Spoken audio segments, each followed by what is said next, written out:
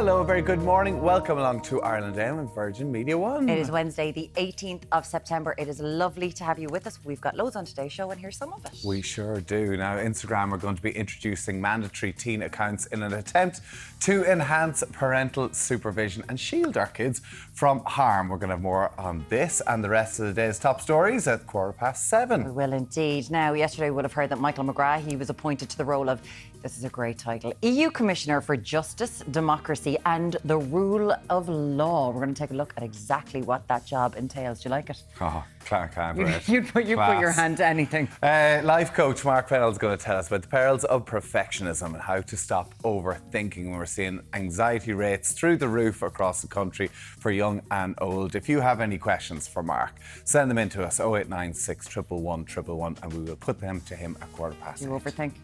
Yes. Always going We at always night time. do. It's just like, Everybody we're all the same. Alan, you're always overthinking? All the time. All the time, babe. All Such the a time. perfectionist. Now, there's plenty more to come on the show. The fabulous Kym Marsh talks starring in soaps and gracing the stage. An environmental enthusiast, well, she's more than that. Aina Nilauna will be teaching us all about trees. And as we've been celebrating Ireland AM's 25th birthday, well, we're having parties all week as well. She's going to have a very special present for us. Now, Deric's out and about this morning. There's only one place he could be, and that's at the ploughing. Good morning to you, Deric. Beep, beep. No better place to be, Al, on a Wednesday morning and following our trip to Mallow in North Cork yesterday. We had a great time with all the gang. We've landed down here in Ratheniska in County Laois. A beautiful start, as you can see, just over my shoulder here across the Midlands. And that sunshine's staying with us right across today. So good news all round for anyone heading this direction now. The Zurich tent is where we're at this morning. They're hosting a whole heap of stars here. And coming up later on this Wednesday, we're going to be catching up with Davy Fitz. Of course, Davy, former Clare player, Waterford manager, and now the Antrim manager. Mike Ross as well, former Leinster star, will be down here with the rugby as well. Celia Homan-Lee will be joining us to reminisce on 25 years of fashion on Ireland AM on the catwalks, and we've got a hang tough challenge. We're going to be finding Ireland's fittest farmer, perhaps Ireland AM's fittest farmer. So that's all to come here live across the border. Tammy Wyrne, get yourselves down for the challenge, guys. You need to be chilled to handle Irish weather. That's why Chill sponsor weather updates on Virgin Media One. Gurmila Hanna live here from day 2 of the ploughing. We're down here in Ratheniska in County Laois. Coming up into the next hour, we're going to be catching up with Anna Marie McHugh. She's Assistant Managing Director of the MPA. So that's all coming your way live. We have a whole heap of stars, including Davy Fitz and Mike Ross with the rugby. So that's all coming your way right across the morning. Now, we're getting past 7 o'clock here together. Oisin Moore with us at camera. So let's take an opening look at how it's shaping up for the 18th of the month. And in fact, out there at the moment, it is a beautiful start here down across the Midlands. A gorgeous sunrise onto the east coast. Some patchy mist and fog out there this morning with some light showers there trailing around Ballymahon in County Longford. Parts of the Midlands not escaping either, but elsewhere it is holding dry and settled now in those light easterly breezes. Now pushing our way through the day, we're certainly batting a home run out there once again in terms of that sunshine. A gorgeous day down here, day 2 of the ploughing, and in fact some beautiful September sunshine. It really is an Indian summer out there today, and once again all eyes on those temperatures. On the up, we had 22, 23 degrees to parts of Donegal. In fact, that's what the warmest of those values will lie, away from eastern and southern coasts, with top temps in around 17 to 22. So even get the sunscreen on out there today. Into tonight then, very similar to what we've seen over the last 2 nights, many dry and clear. Patchy mist, a little taste of fog as well around inland and sheltered areas, with overnight lows there back to 7 to 11 degrees. So that's how it's shaping up here. The dry, settled and a bright start. Day 2 of the ploughing, Ratheniska in County Laois. Bethany Bure, Risha, Lahore, Trisha, Shocked, Goodishin, Slán. You need to be chilled to handle Irish weather. That's why Chill sponsor weather updates on Virgin Media One. Coming up on Ireland AM, we discuss Health Minister Stephen Donnelly's push to expand free contraception to 16-year-olds as part of Budget 2025. Plus, Hezbollah have blamed Israel for pager explosions yesterday, which injured thousands of people across Lebanon and Syria. More on that after the break.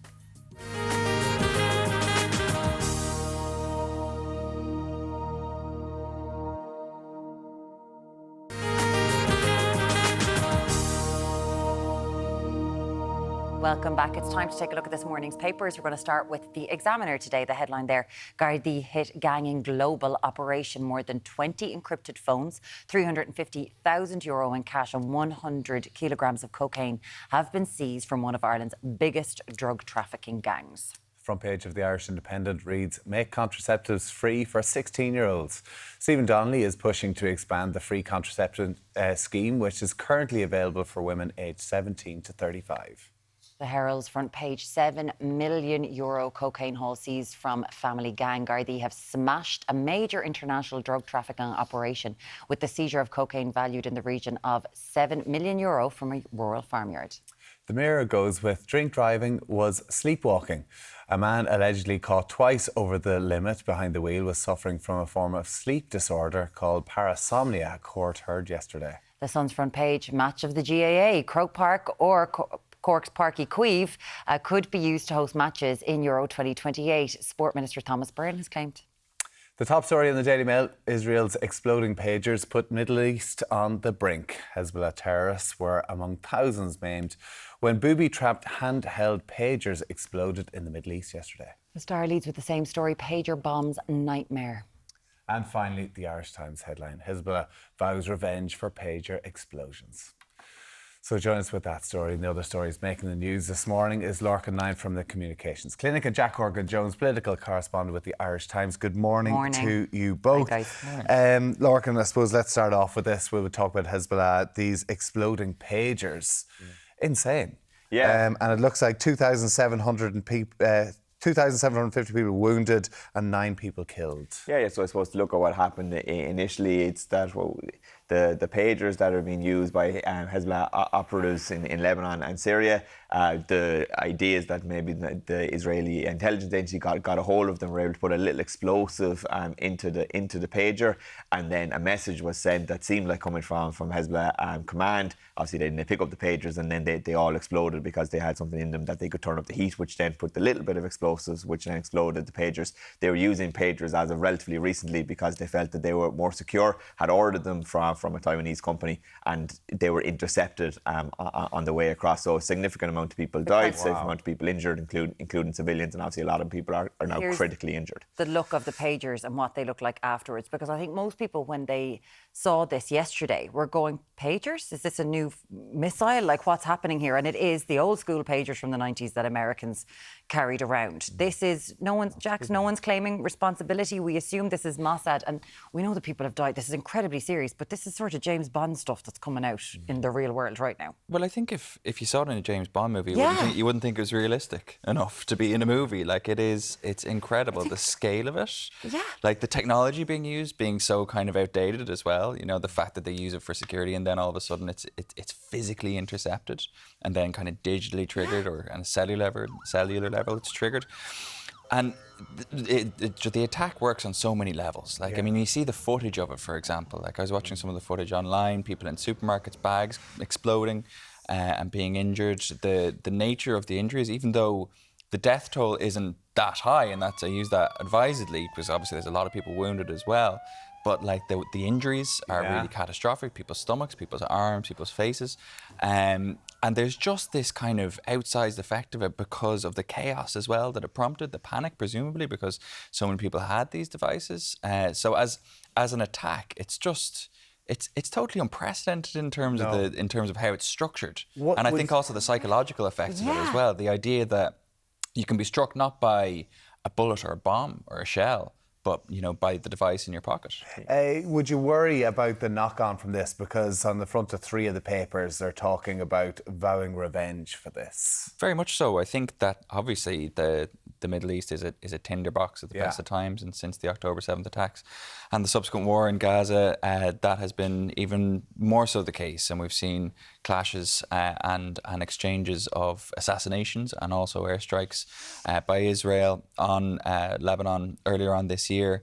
And it had looked like there had been a kind of a détente of sorts. Glimmer of hope, that some of those exchanges had been limited, but this obviously indicates that there are yet more kind of chapters unfolding in this. And now the question, I suppose, is how Hezbollah, you know, the world's most heavily armed non-state actor, with an arsenal of over 100,000 rockets is going to respond. And an acknowledged and viewed as a terrorist group by countries all over the world. It's very important to say that. But of course, all of this was reflecting back what's going on in Gaza. And look, there's now been a huge shift in, I think, in how we need to look at that. In that Israel have come out and they've said that one of the aims of the current offensive is to make sure that the 60,000 settlers in the north of Israel are able to resettle. There are 60,000 people being displaced at the border, but the northern border. So they said we must make that safe so people can return to that border. How do you make it safe? It's not just about within the Israeli borders. They obviously mean that there's a protection zone around the border as well, which means that if that's now the policy,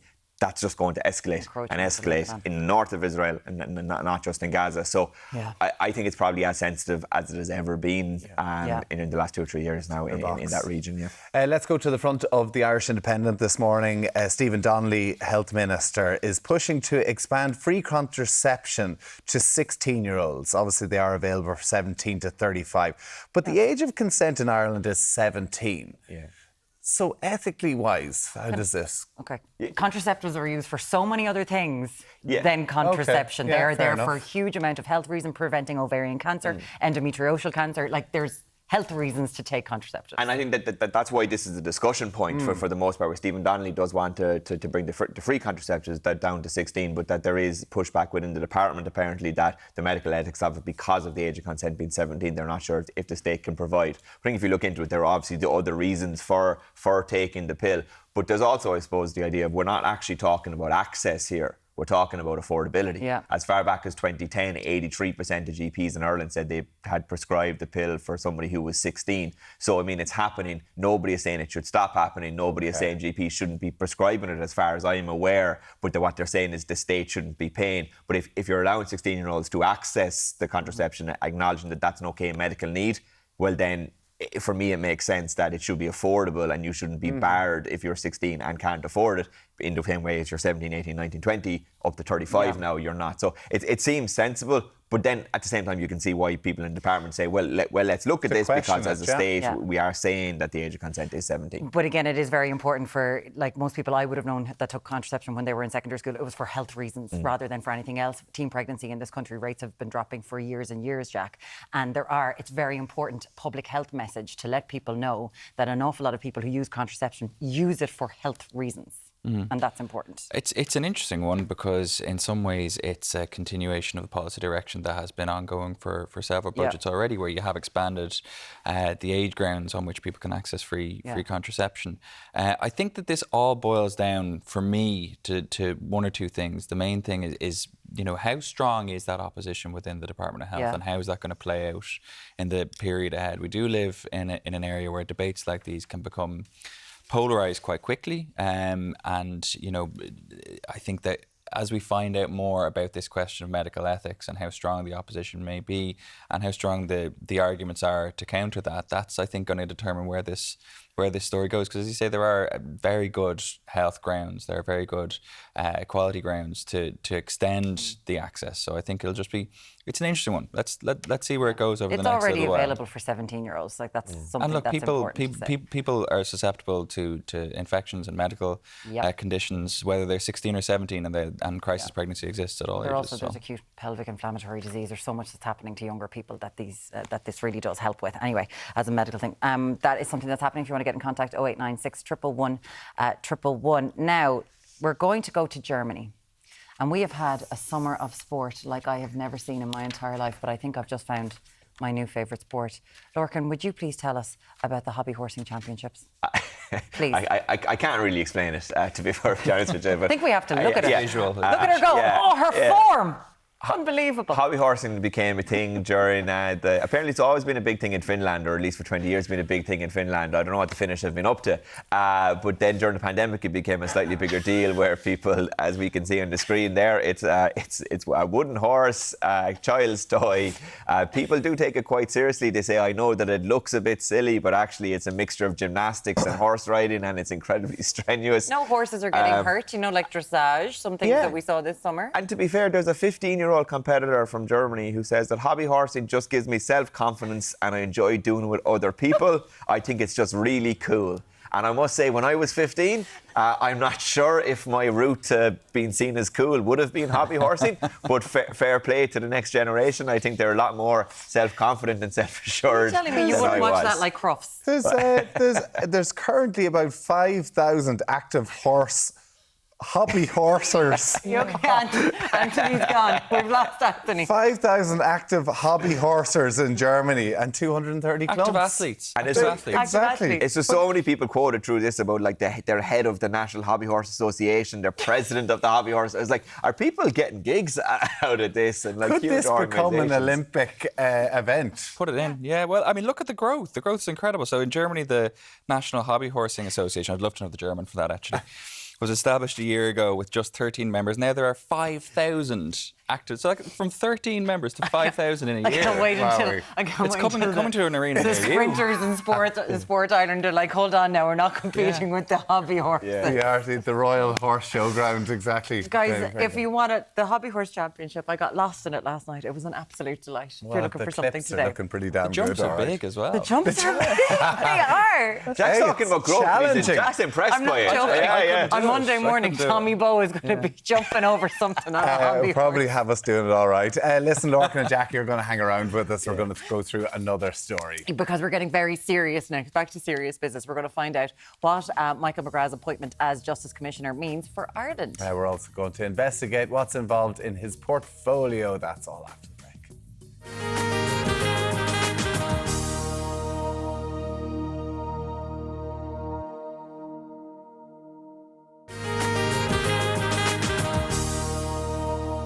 Yesterday, Michael McGrath was announced as the new EU Commissioner for Democracy, Justice and the Rule of Law, a role that will have him oversee key issues in European legal affairs. A role that rolls off the tongue. It really Lorcan does. 9 stayed with us with Jack Horgan-Jones. Good morning to you guys again. Thank you so much for this. So, EU Commissioner for Democracy, Justice and the Rule of Law, Michael McGrath. Tell us about it. What does he do? Well, it's not what we wanted. We wanted a financial or economic portfolio in keeping with his previous cabinet positions and his background as an accountant, but we were one apparently in Ursula von der Leyen's telling of 20 countries that wanted a financial or economic portfolio. So we got justice. Now, there was a huge lobbying effort over the last week or 10 days from people at the top government here and our permanent representatives over in Brussels to try and secure a decent portfolio, because amid the jigs and the reels, it seemed that Michael McGrath was slipping down the pecking order to do with a couple of things. The fact that Ireland hadn't sent a woman as an alternate, as a potential EU commissioner, which is something that von der Leyen had wanted, and some changes with the Slovenian nominees for commissioner. Anyway, long story short, he gets justice, which The Slovenia stuff, let's not go there. which is a big and important sounding portfolio, so it's yeah. enough to cover the blushes. But I think that underscoring this is a sense that, you know, it's not exactly what we wanted, and it does come with some kind of tricky responsibilities for Ireland and for Michael McGrath. So. That's where we Okay, what are stand. those tricky responsibilities, Lorcan? Because rule of law seems like something from the 1800s. Do you know what I mean? It's like, Yeah, and what? it's a very EU term. They talk about Yeah. the rule of law quite often. He's looking after things like GDPR, things like consumer protection, things like legislation for small businesses to make it seamless across the EU. But it also involves dealing with member states who are what a lot of people in the EU would say are flouting the rule of law. So you're talking about the likes of Hungary and Viktor Orban. So the rule of law is effectively that there's supposed to be a consensus across the EU that independence of courts, that it's important to prosecute corruption, etc., etc. And then if that's not happening, or if they're seeing that the state is trying to undermine the court system and not imposing a proper rule of law, well, then that's against EU rules. So there's even talk at the moment, I think it's Slovakia, because of shutting down offices of corruption and enforcement, that they might be freezing funds. So freezing EU funds going into the country. So it is quite a politically sensitive area because of certain governments in the EU. So we'll have to deal with that. I think there's a couple of things with the government on this. Number one, I think they probably did think they were going to get a financial portfolio. They wouldn't have lobbied as hard as publicly if they didn't think they were going to get it. So just because they lobbied for it, asked for it and didn't get it, it doesn't look great. But on the face of it, by the way, as an Irish kind of citizenry, it doesn't really matter. This idea that it matters for Ireland what commissioner you have, I think, is an absolute fallacy. There's no way that the commissioner is going to prioritise their own country. And I often think about it, Tommy, you'll know there are certain refs in rugby in Ireland who have played for the provinces and then they ref those provinces and everything thinks, oh, they'll be pro their province. They're not. They're actually the opposite. Harder, yeah. They try harder to go the other way. Yeah. And there's an element to that, I think, with the commissioner where we get a bit obsessed with the role when actually you should be looking at the commissioner are the right people in the right place. When you're talking about the rule of law, because you were mentioning some areas, but Ireland have just been the EU Commission that Ireland granted Apple illegal tax benefits. So will there be question marks even around that from Ireland's rule of law and that side of things?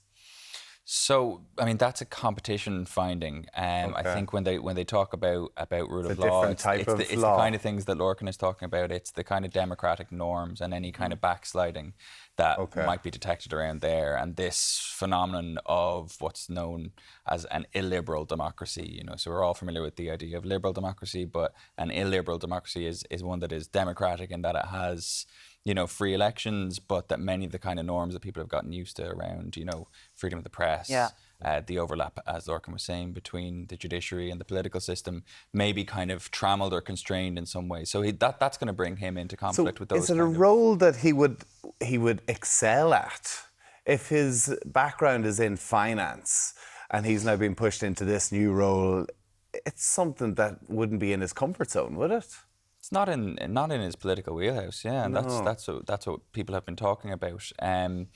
But that's the nature of politics, isn't it? You've got Stephen Donnelly as health minister, and he's a businessman. It's kind of you get shoved in. His background is as a politician, he's supposed. But I think one of the things when we're looking at the EU commissioners and what role are we getting, if we really wanted a heavy-hitting portfolio, we would be sending people with European experience, not domestic experience. If you look at the people who are getting the heavy-hitting, economic portfolios, they're people who've been in Europe before, who have been a commissioner before, but that tends to be not how we do it, because it tends to at the moment move from party to party in a coalition for the job.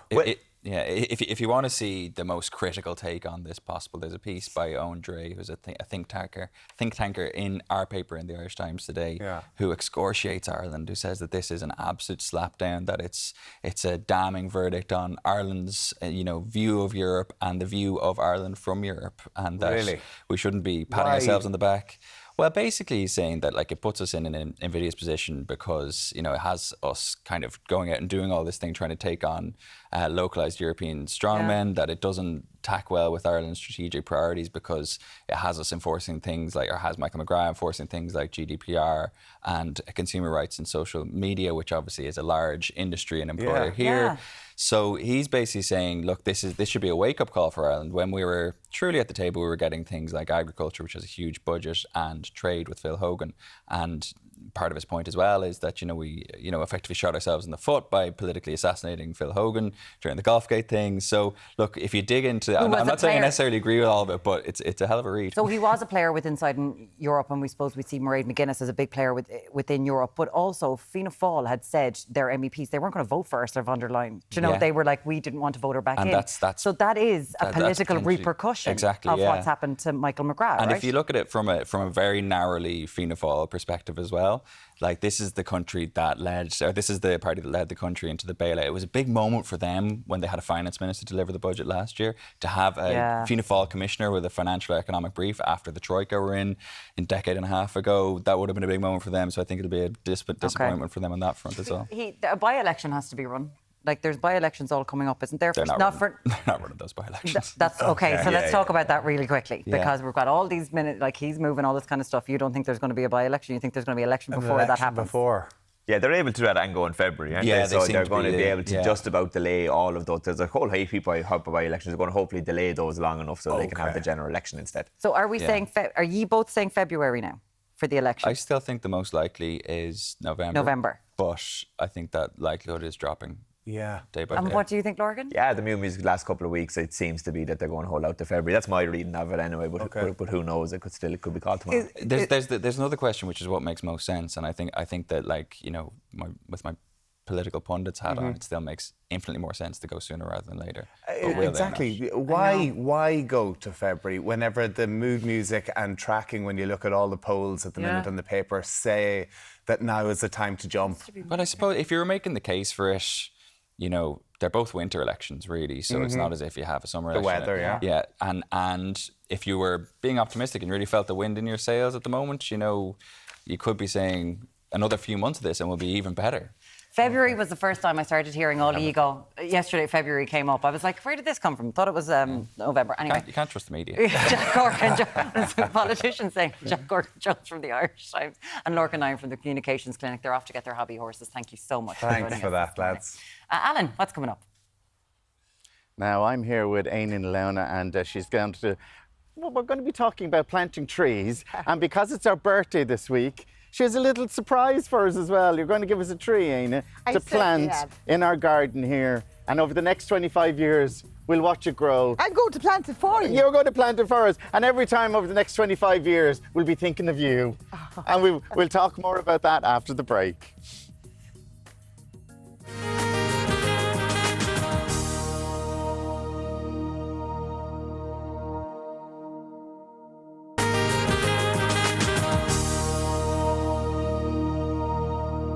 Thanks for staying with us now. Getting out in nature has never looked so good because glorious weather this week. It really has. It's been absolutely fantastic. It has been absolutely beautiful. Sorry, it's a bit overcast here at the it's moment. just foggy. But here to tell us more about Ireland's fabulous flora, it is the wonderful Éanna Laois. Lovely to see you. How are you doing? Good morning, Éanna. How are you? Always lovely to see you. It's fabulous because you're here. It's National Tree Week. There's all these very important National Tree Day. National Tree Day. And that's not October though. Thursday, the 3rd of October. The first Thursday in October, the 3rd of October. There is Tree Day and Tree Week. Tree Day is in October, which is bringing information about this to schools, which is what we're doing now, and planting trees for them. And then week is in March, and so there is two things. You're not wrong. But what there's now and it starts. Sorry. Basically, there's a theme this year. It's about magic. Is it magic? Yeah, trees are magic, and they are magic. So what we're doing for Spar National Tree Week, I'm getting wrong now. Now their National Tree Day on the 3rd of October is we're giving the children of Ireland in their schools a magic tree, which is the hawthorn tree, because there's so much scaly and why is the hawthorn tree thought to be magic? Because that's the one, the she are the Irish word for the real fairies, not these old twee little things going around in wings, but the proper fairies. And they have the hawthorn tree, they dance around it, they have their meetings there, and woe betide anyone that cuts down a lone hawthorn tree. They'll find thorns in their bed at night at the least of it. So you really don't want to cross the fairies. So it is that sort of myth that you never cut down a hawthorn tree. No, a sole hawthorn. Obviously in the hedge you can trim your hedge. Yeah, but like to cut the whole thing down. Cut the whole thing down is very bad karma altogether, and you would offend the fairies. And in fact, there are lots of stories of people who had terrible hard lives after they cut down hawthorn trees. So So it doesn't matter. Well, this is what we're told. And who am I to do it? So Gal has beautiful flowers on it in springtime, lovely May flowers as is summer really. And then in the autumn, this time of the year, it has haws on it, the berries. Yes. So it's good for biodiversity, good for bees, good for everything, and it keeps the fairies happy. And all of this for the schools, and they're getting one courtesy of Tree Council of Ireland on the 3rd of October, which is National Tree Day. Now I have it. Now you've got it right. That's right. Amazing. I mean, and it's great. But I was chatting to you before we came on air, and I was saying, I would have thought that we'd a lot more trees years and years ago, because I was saying, like in 1925, only 1% of Ireland. And now it at 11, but then you were telling me why. Yeah, well, I mean, long ago, I don't know what you mean by long ago. But I'm just saying in 1925, only 1%. Oh, yeah, we had gone right down. I mean, the 1800s were really a time when the population of Ireland increased to very high legs, over 8 million. Most of the people lived in rural areas. They all lived on the land, and they were exceedingly poor. I mean, we had the Great Famine, as you know, after that. So forests and trees all around were used as fuel for cooking and that sort of thing. So they just cut them down just to survive. And they needed more land. And more land to grow potatoes and whatever. The rot had set in, I suppose, in the 1600s with the Cromwellian plantation. Where Cromwell came over with the soldiers, conquered, planted, got rid of the people, put in the soldiers, and they acid stripped, cut down the good trees, and went off. Like, so that was the beginning of it. Like, we went from, kind of the enemy's fast the beginning of the 1600s, we were exporting timber. By the end of the 1600s, we were importing it. So the rot went on from that. But now we have 11%. A lot. Some of that is sitka spruce, forest forests, which gives employment in rural areas. There are 12,000 people in rural areas working in forestry. So that's all very Isn't good that to have brilliant? that. And then we have biodiversity in our native woodlands with native trees. Our hawthorn is, of course, Well, a let's native talk tree. about Yeah. that because, you know, in 100 years, we have managed to go from 1% Yeah, to to 11%, Yeah, we trying have, to get our yes. forests back. But still, when you look globally, and in Europe, we're kind of at the bottom of the table when it comes to where our forestry needs to be. So thus, we've got so many more forest farms. We've got people, we've got grants from the EU. Is it the sort of thing that, does it still feel like people are opposing it? People are like, that could be used for land, that could be used for Housing. agriculture, that could be used for housing. No, or, well, or there is a it being change. I mean, we have promoted? this new acre scheme, which is part of the extensive farm grants for things, and this acre scheme allows farmers to change some of their land over to trees, and their grants won't be stopped. Before that, if they took it out to agricultural land, they lost grants from that. So there's much more positive approach there. More hedgerows there could seem to be important And as just well. very quickly, the ash dieback, that situation. Well, the ash dieback is a disease that is coming on the wind, and it's killing our ash trees. Yeah. So you see the hedgerows with the ash dying back.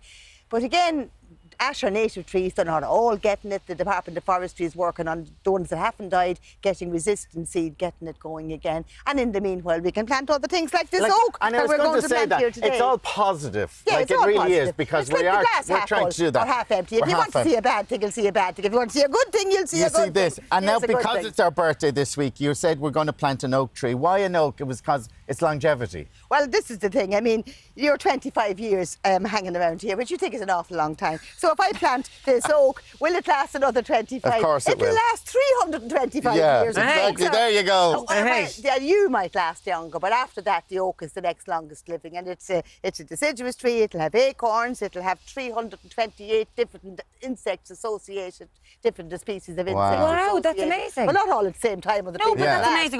Come on, you're going Alan. to, So, no, well, take it out. Ava said she's going to plant Yeah, it. okay. Ava's planting it. So- We'll do it wrong, no doubt. Here's a hole I've dug earlier. Yeah. Did you? No, Yeah? I didn't Did you? actually. Yeah. I didn't I'll give that to me. I didn't dig this hole here because I'd have dug it somewhere else. But give it, this is the hole. The hole is quite close to the street, so we might find another We're going place. to move it. We're going to move it just for this is the hole. television. The camera setup was fine. This is the hole what they dug for me. Right, okay. So I put it in, but the point of it is I can teach you what to do. The hole has to be deep enough so when you take it out of the pot, it's at the same level as the soil, which it is. Yeah. And then you shovel in the soil.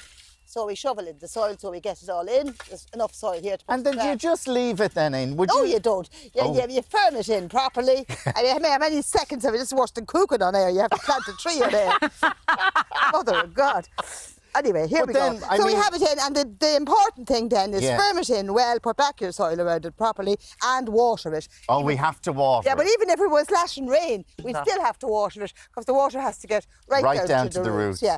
And give it a good. Would you water it every day for a couple of weeks You want until it's settled in? It's settled in because trees take up a huge amount of water, and you want to make sure then that nothing eats it. You won't presumably be too bothered by deer around here. Don't be doing too much there because we're going to have to take it up in a minute. I have to look right. Come on, I have to look right. I feel bad not there actually we helping go. her, but to be fair, she won't let us. She won't let us, what no. Aina did. That's fine. And your high heels wouldn't stand it.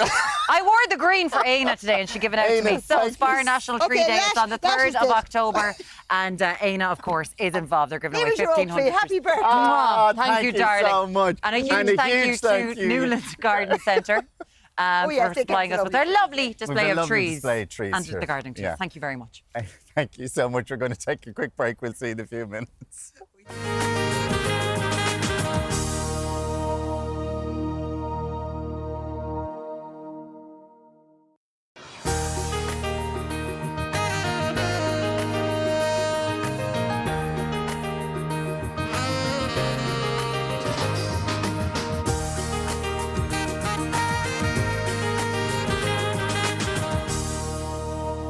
It's time now to take a look at this morning's papers. We're going to start with the Examiner. Its headline, Gardaí hit gang in global operation, more than 20 encrypted phones, €350,000 in cash and 100 kilograms of cocaine have been seized from one of Ireland's biggest drug trafficking gangs. Front page of the Irish Independent reads, make contraceptives free for 16-year-olds.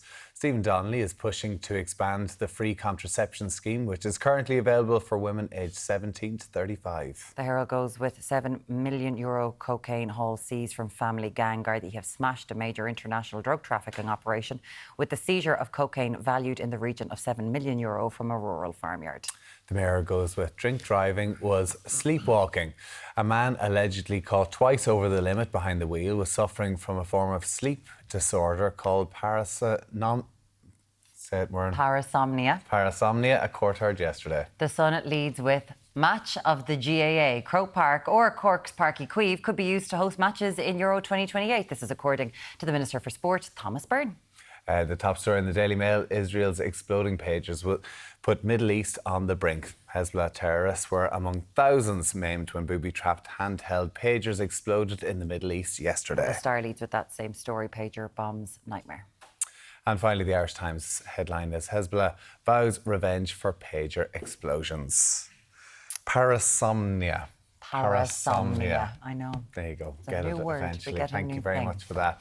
Now, for something completely different, as we've mentioned all morning and all this week, Ireland Aim is celebrating turning 25 years on the airwaves this year. And of course, Alan Hughes has been there for every day of it. 25 here every day, slogging away. Really, where would we be? He's really feels like, I don't think I want to go 26. And where would we be without our Ireland AM viewers who've stayed with us for all those years or maybe just joined us recently? So thank you. We've got a very special prize. So let's take a look.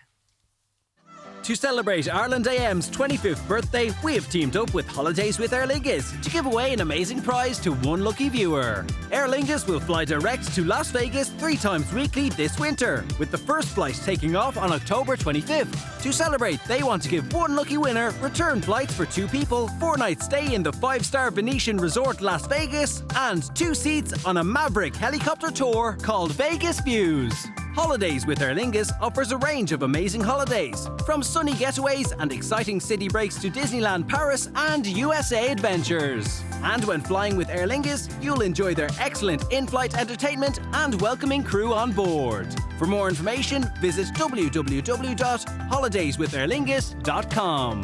For a chance to win, share your favourite Ireland AM memory from the past 25 years. To enter, email irelandamcomp@virginmedia.ie. Best of luck. The very That's a best great of comp. luck. Heading off to Vegas. You were saying about that hotel. You're like, that's a great hotel. Oh, yeah, I've stayed there. Is it nice? Yeah. The lovely. biggest rooms in Vegas, supposedly. Apparently. Isn't that over the For the strip? parties. Now, lots of your memories have been coming in. Swan Eves has sent us a message. She says, my favourite moment was when Joe Shannon, God the rest fabulous Joe Shannon, who we miss terribly, was baking shortbread cookies. I just couldn't stop laughing. He had such a contagious laugh, and he really did. Joe was always so much fun. My second favourite moment was when Ireland AM delivered an exercise bike to Catherine, Catherine Leyden, that is, during COVID. She's normally a jolly lady, but the spark had definitely gone out of her during COVID. And to see her then when she got the present of the bike showed how much we cared about Catherine, and we really do. Well, it was And quite emotional that day, I yeah, remember, during yeah. COVID, like she really was down, and just even going with her to her first COVID vaccinations and stuff like that was just to show her that people cared. And we were getting so many messages from people going, how's Catherine? They love her. I cannot explain to you how many messages I get going, will you give the 2 of them a clip around the ear so that they leave Catherine Leyden at home all the time? They're like, we they love her. love She love her, But really. Catherine loves a bit of fun as well. And She Catherine loves is a bit going of to laugh. be in with us, of course, and She's we in will on be Friday. remembering Joe Shannon, a brings very it on. special part of the Ireland AM family for every single person who's worked on the show Miss for that 25 infectious years. laugh. You miss his laugh. Oh, amazing. Ciara, there have been so many funny and memorable moments throughout the years, but the one I will never forget, I almost choked on my cornflakes. What could this have been about? Was right. Tommy Bow's reaction to the sex toy segment with Jenny Keane. It was the first time Jenny had been on the show. I choked on my cornflakes myself. I could feel the heat coming through the TV screen. He was blushing so much. We didn't have to pay for solar energy that week. He was that bad. Keep up the good work. Look forward to the next 25. Can you remember that day? I do. I remember thinking to myself, I used to play for my country rugby and now I'm on here talking about these things. What has gone on in my life? But anyway, the things that you do for Ireland. Ciara, thank you. I had forgotten about that. Oh no, that And we're going on the 6 o'clock show tonight, and they're kind of like, what are some memories? That's my the memory. one. That's Yeah. it. Oh, we'll have to get that clip. I'll have to get a clip of that. Yeah. Anyway, right. Keep those memories coming in. Please do send them into us. Anything that put a smile on your face over the last 25 years. We'd love to hear it. 0896 111 111. And you could be in with a chance at winning that wonderful prize to Vegas. Now, coming up, life coach Mark Fennell is going to be with us. Yeah, he's bringing us his top tips to avoid overthinking and banish perfectionism. Perfectionism. We'll see you in a few minutes.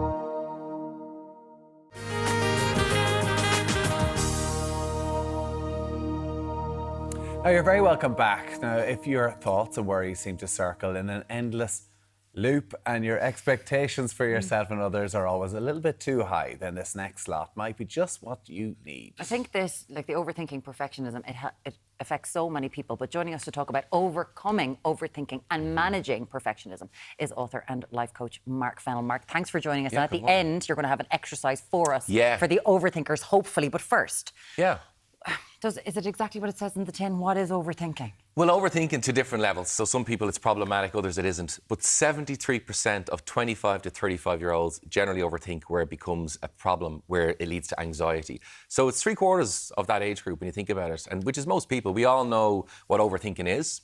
And overthinking is where you're thinking about something and it's generating anxiety in you, stress or worry or fear, because you're thinking, oh, what can I do about that thing that maybe has happened or might happen, or a meeting upcoming, or maybe you're at the Christmas party and you think, did I say that the right way? Did they understand what I meant? And then we go into the loop of overthinking. But this isn't, a lot of people might be like, oh, modern life, and they're making problems for no reason. They've been tracking this since the 80s. Since the 80s, a study's been done, and it's overthinking and perfectionism, both are separate but can overlap, but they've both been increasing since the 80s. So University of Michigan have been watching this and tracking this with students, and they've seen that there's basically a trajectory of increase of the percentage of overthinkers amongst students. We can see huge rise in the numbers of anxiety and people struggling with anxiety, and I would imagine overthinking is a massive part of that. And anxiety is a reaction to overthinking. Sometimes people, you can be generalised anxiety where you're anxious for no particular reason, but most people's anxiety is fueled by their thoughts. Yeah. Some can be hormonal, but most are fueled by their thoughts and overthinking, or what we call is ruminating, where you're stuck on a path and you keep overthinking and overthinking. So are there steps that you can recommend for people to take? Yes. Like, say, kind of the stuff that you can't control. So there's no point overthinking about that. Control what you control the controllables, as right. they say. I feel like he's just talking to me like he has to do every day. You've got no control here, get over it. No, but that's exactly it. Because now saying to someone, listen, you can't control it, don't think about it, that'll never fly with them. So you'll see quite often on the rugby pitch, as we were talking about earlier on, you'll see where people do this, what we call this neuro interruption. They might splash some water. They might, you're saying about getting in a huddle and doing a breath together. But basically it's interrupting the thought. So the tool that I call is PDF, right? Physical dialogue focus. So physically, if you're going into overthinking, interrupt it some way. If you're sitting at a desk, simply stand. Go to the bathroom. Splash your face, make a glass of water, particularly if it's at night time, if you're overthinking in bed. Get up and go to the bathroom, because the brain can't focus all its energy now into the worry or the amygdala part of the brain. It's a slight interruption. So physical interruption. D is for dialogue. What are you saying to yourself? And switch that dialogue up. And now, if you can, find a new focus, something that will distract you, something that you will enjoy. So PDF is a powerful, powerful tool.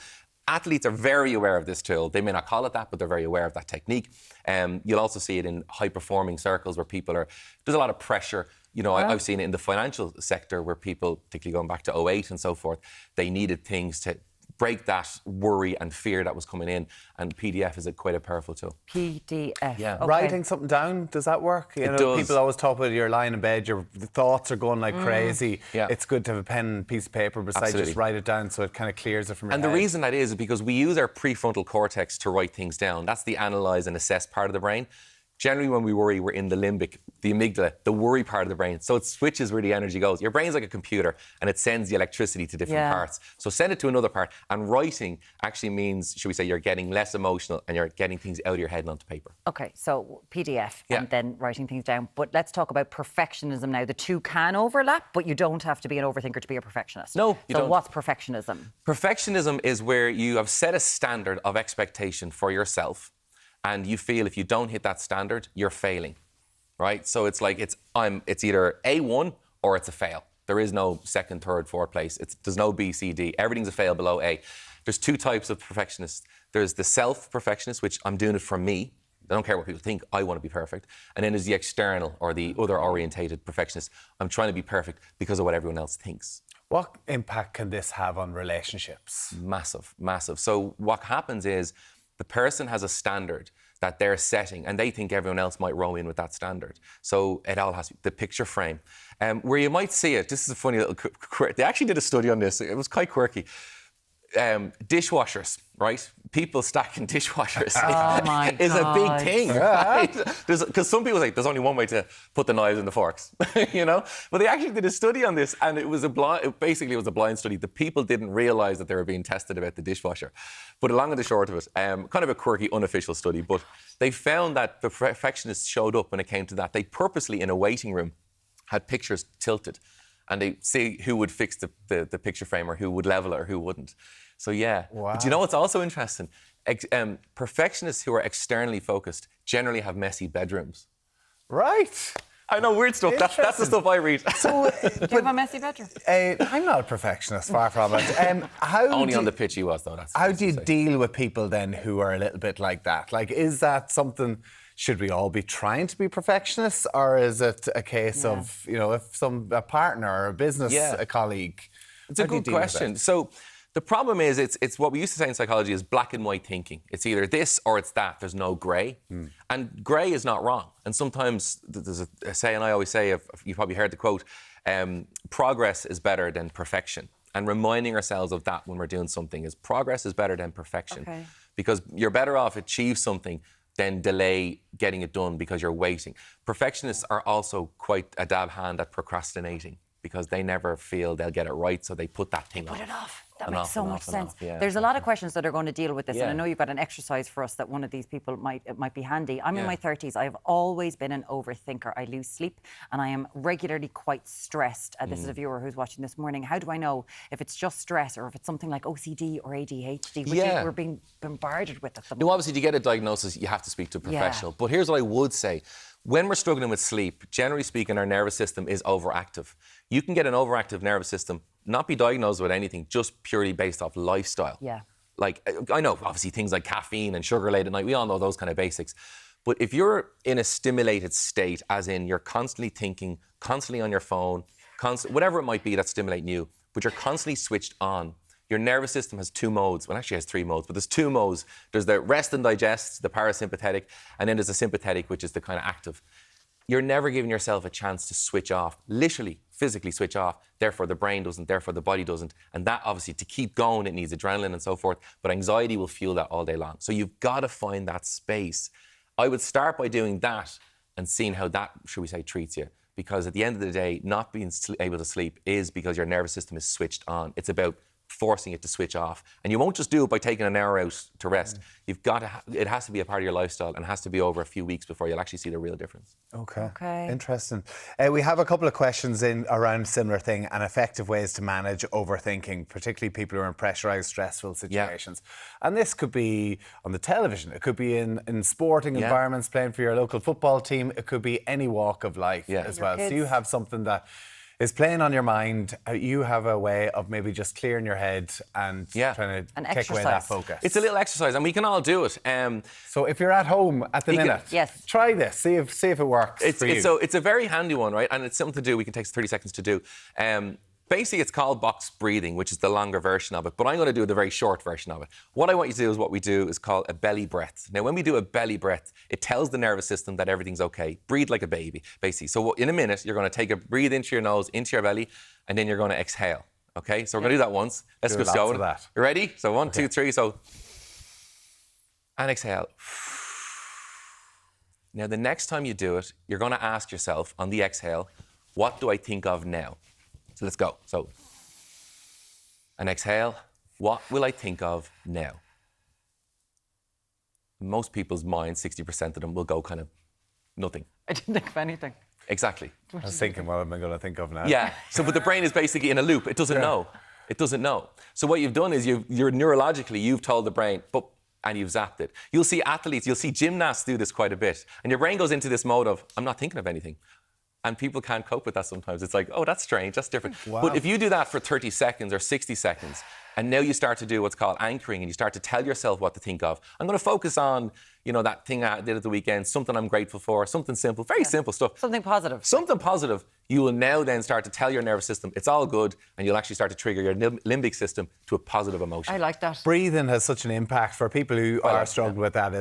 Look up box breathing. It is something that is really, the Navy really SEALs developed it. With so many people, whether in sport or Navy SEAls, are away from it. You have got an event. We can find you online, markfennell.ie. What event do you have? Markfennell.ie for the web and Instagram. I have an event coming up November 17th. It's called SOAR, and it's basically a morning out. It's going to be motivational, inspirational, and a lot of practical tips on how to deal with difficult people and just make life that little bit better. It's going to be a great day. I can't wait for it. November 17th. November 17th, SOAR. Brilliant. There we have it. PDF means?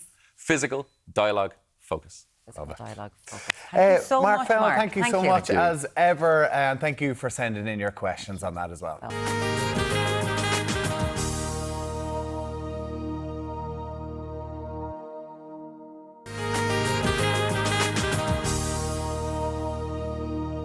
Now, Deric is in County Laois for day 2 of the National Ploughing Championships. And with him now is one of the women involved in organising the 3-day event. And a legend. Deric, how are you getting on? Yes, good morning, guys. Well, in fact, we're sucking diesel down here. Isn't that right, Anna Marie? Really are. Day 2 of the ploughing in Ratheniska in County Laois is where we're at. Already the crowd's beginning to build pretty nicely. Gates are just about opened. Anna Marie McHugh is with us now, Assisting Managing Director with the National Ploughing Association. And Anna Marie, I'll start with last year, because I remember standing here this time 12 months ago and the rain was hitting us sideways. Absolutely. It was that bad. Oh, it was crazy. Tuesday was really bad weather and Wednesday bad. Look, anyway, that's gone. It's over. That's gone. Okay. That's done with. Yeah. And this morning, glorious. Glorious. It's gorgeous. And you can already see the crowds beginning to build here. They are, and loads of people wearing their shorts already, because based on yesterday, it got really warm in the afternoon. So, and I think it's going to be even warmer today. So look, we just couldn't ask for better weather. Yeah, absolutely. Blessed. You big numbers through the gates yesterday? We did. We had over 75,000 yesterday, and based on pre-sales for today, it's going to be a bigger day. The opening ceremony was yesterday, and as always, as per tradition, Michael D. Higgins was down, Simon Harris was down as well. Absolutely. 27 minutes of an absolutely brilliant speech by Michael D. So we're delighted to have him. Simon Harris spent half the afternoon here, coming back again tomorrow. We've the Taoiseach coming, I think, this evening and tomorrow. And obviously every minister that's there is coming down. They're all here, yeah. And you mentioned actually in your speech, I was watching it yesterday, that Michael D, the President, and his wife Sabina, they've been massive supporters of the ploughing over the years. And it's great. The farming organisations would say to you, the focus on agriculture and rural Ireland this week is massively important. And I suppose it's one of our proudest things that we can do that for the rural community. Like yourselves, all the media are here, and there's just a real focus on rural Ireland. It's the end of the harvest, it's the planning for the new year. Farmers get together, have a bit of fun and make a plan. Now, I know you're the woman in charge down here, but it's your mum that actually cracks she's the boss. She's the real boss, even right? from her wheelchair at the moment. Good morning to your mum, Anna May. And, I mean, she's been in the driving seat now for... She started with the NPA as a young girl in 1953. And then became secretary in 56, MD in 73, and she's still MD. And it was very funny. She had a bit of a mishap here on site, but would have to be on site, of course, 2 weeks ago. And when she went to Tallaght Hospital, hello to Tallaght Hospital, and Professor Daly was the lead surgeon on her team, and she just told him on the day she went in, my timeline 17th of September, Ratheniska. I've got to be here. He made it happen. And she's 90 years young, and she's still flying it. Oh yeah, absolutely. And then now she can go even faster because she's on wheels. She's on wheels, so she can spin around. She can fly. She surely can. I mean, in terms of then the numbers that are down here, like so many, and I'm from the farming community myself, it's a big deal for them down here. Oh, it is totally. You have the whole agri sector that want to promote what they're about, be it the machinery, be it the foodstuffs, be it all the services, all the government services, the financial institutions, all that sector.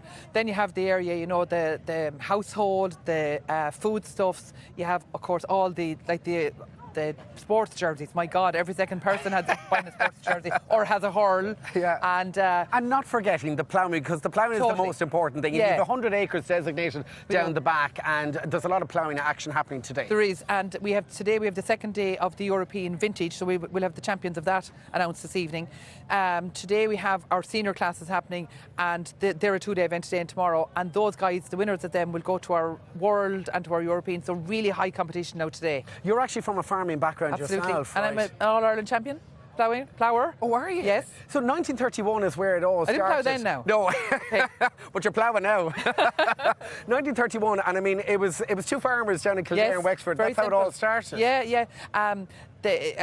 J.J. Bergen from Athy and Dennis Allen from Wexford, two good pals, into the politics, and they just said which county had the best ploughman, and they had a debate and said, right, out to the field, we get this sorted. And I believe back in the day it cost £9. Yes, absolutely. Which is what? The equivalent nowadays? 830 quid, I believe. Something ridiculous, yeah. I mean, what are we talking? The amount of machinery, the amount of money down here now. Well, the gig, one gig now costs us 6 million. Yeah. Just the 3 days. Yeah. To do it all. But look, we're putting money into the local economy by making it happen. All the contractors, you know, the services. So it's really good.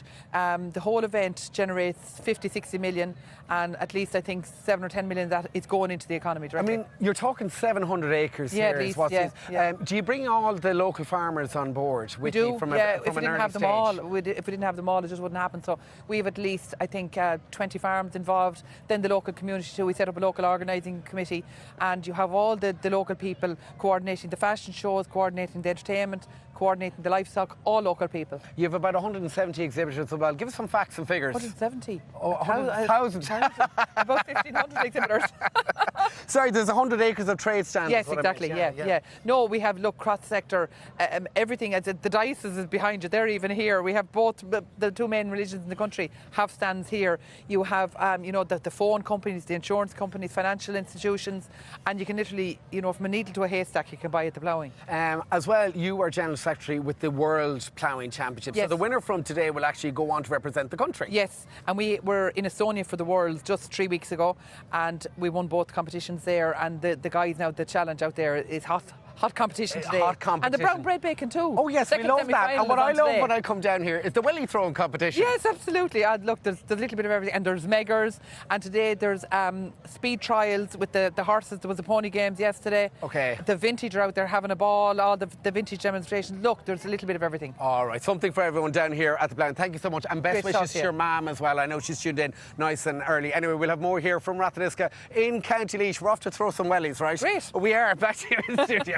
Great stuff. I look forward to seeing it, Deric. Thank you very much. Look at that weather. Isn't that towards some years gorgeous? when you've been there. There's going to be huge crowds there over the couple of days, so make sure you get down there early. Now, coming up next, we've got a sweet treat that's hard to beat in the kitchen. Yes, Paul Knapp is prepping some spiced plum pancakes. Ooh, yummy. Lovely plums. We'll see you shortly. Nice Ireland plums. AM.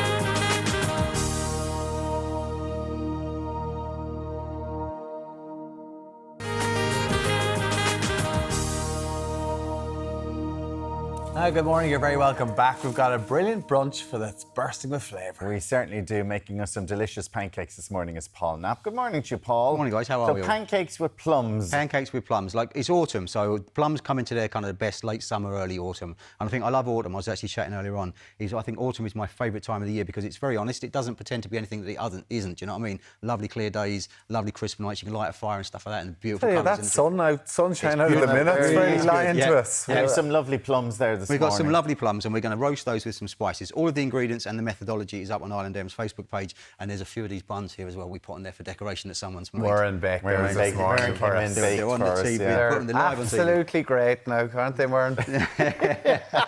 Did you eat one, Tommy? No, let's move on to this. Moving on to the pancakes. What we've got is 250 grams of flour.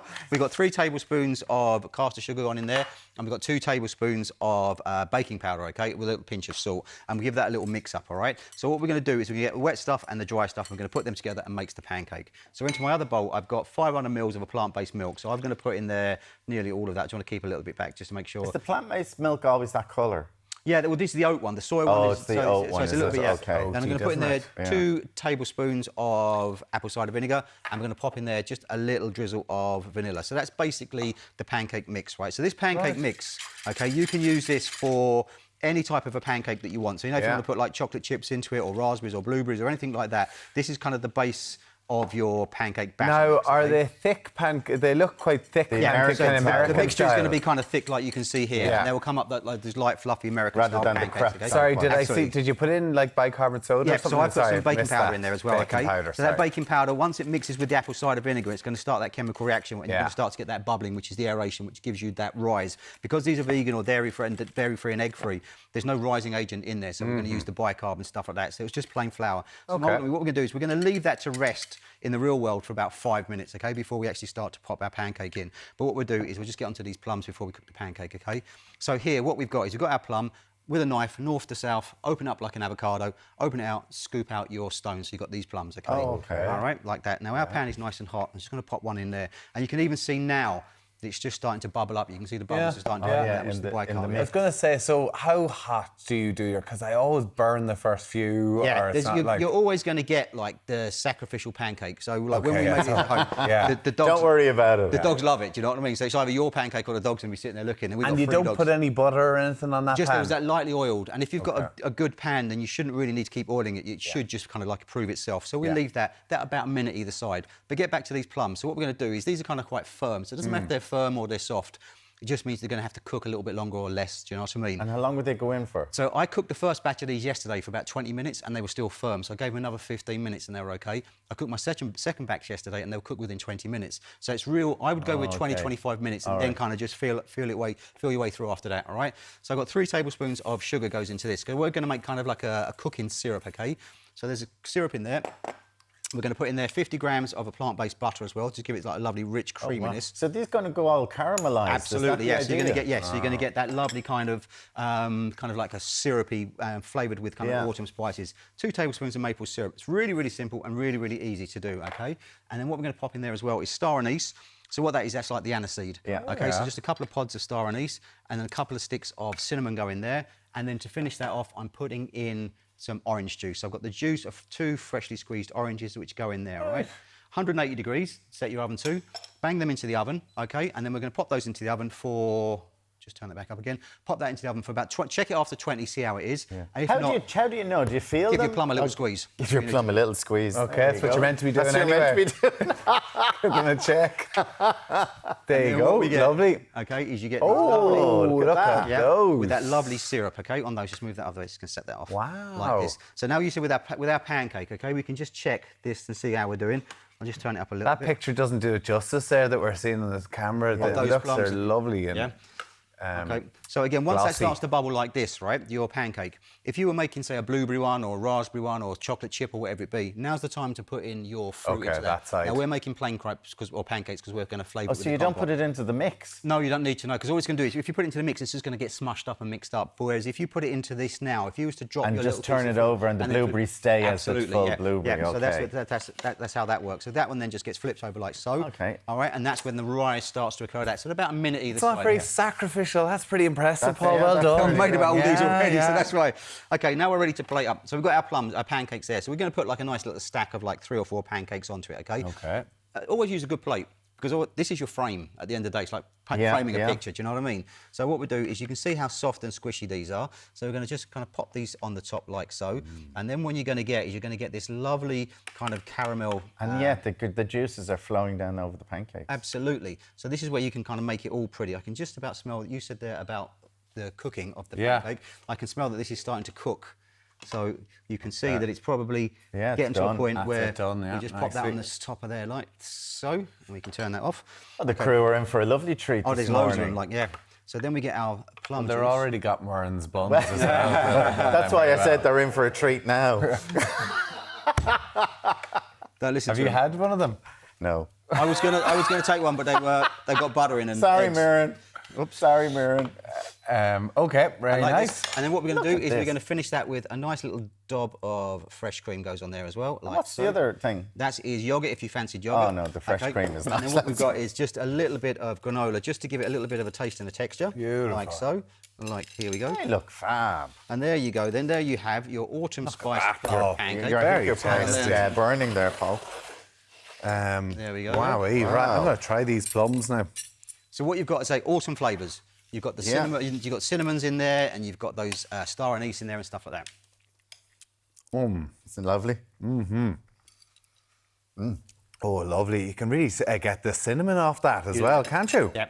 Well, that's delicious. You like that, yeah? Yeah. It's just a really, really simple, and it's not too heavy either, do you know what I mean? No. And you can dictate the stack of your pancakes. Yeah. Make them smaller for the kids, and you can stack them high so they feel like they're getting a lot, do you know And what I mean? vegan pancakes. It tastes no different. And again, that's the base for all of your All the pancake mix. pancakes. Yep. Paul, as always, a pleasure. Thanks very much, you guys. so much. Happy 25th. Thank you.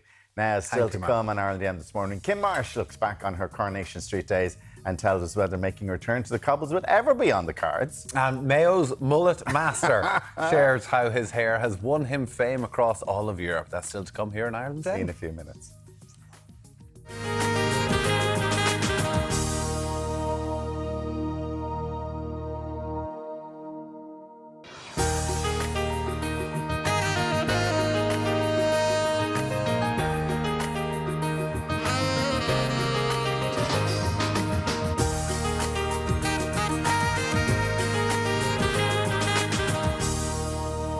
If you're watching us now, you'll know that Ireland AM is celebrating turning 25 this year. Yes, and all this week we've been taking a look back at the trends and topics that have entertained you and us over since the show began. And what better way to capture the time is through 25 years of fashion. That iconic catwalk. What was fashion back Watching it. 25 years ago, Al? Can't remember. What were you wearing? Loincloths.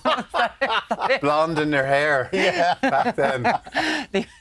Let's take a look at some of the fabulous outfits as well as fashion faux pas that have graced our screens over the last 25 years with some familiar faces.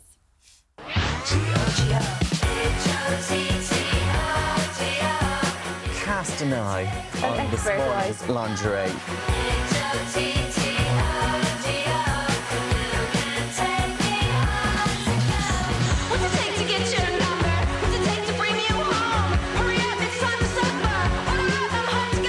I don't think you could double this up as anything really now. You could put it over a thermal vest. I'm telling you, I'm telling you.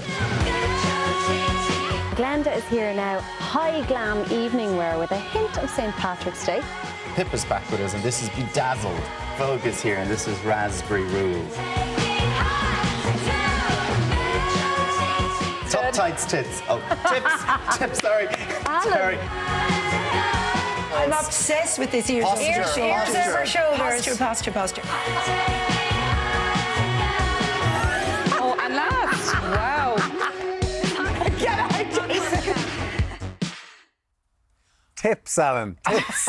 Obsessed with this tip. Wow, who was there? Pippa was there. Pippa O'Connor, Andrea Roach. Andrea Roach. Vogue was there as Williams, well. Tell you what, all the names, there you have it. Glenda, where were you? Where Did was I you at? model Yeah. on that catwalk once? Listen, we were showing off some great clothing at one stage. I believe he modelled on the catwalk. We got to dig that to out. this day, showing off some great clothing, Tommy.